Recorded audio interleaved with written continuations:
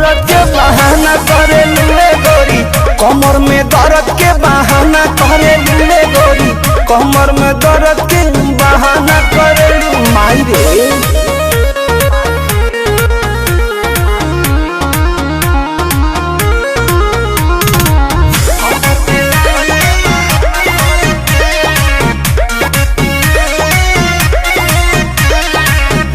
दुपहरिया में धरिया कवरिया में भागेलू कूद के ना आवेलू पजरिया में, भागेलू कूद के ना आवेलू पजरिया में। वो अपना सुख खाती हमारा के दुख दिले, कहे दिलवा में राजा जी हुक दिले।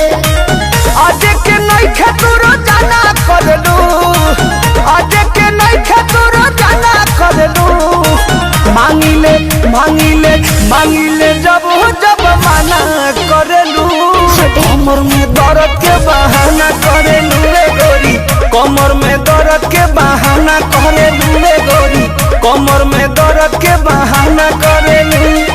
कैसे कहे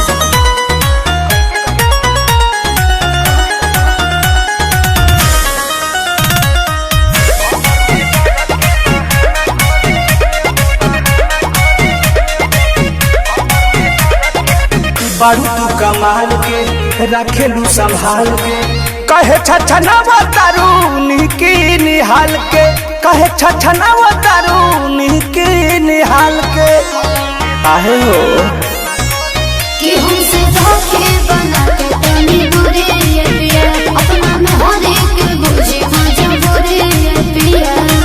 प्रमोद प्रियांशु के ना खाना देवेलू, प्रमोद प्रियांशु के ना खाना देवेलू, मांगिले मांगिले मांगिले जब जब माना करेलू, कमर में दर्द के बहाना करेलू रे गोरी, कमर में दर्द के बहाना करेलू रे गोरी, कमर में दर्द के बहाना करेलू। ट्रस्ट में जान अरे आओ ना।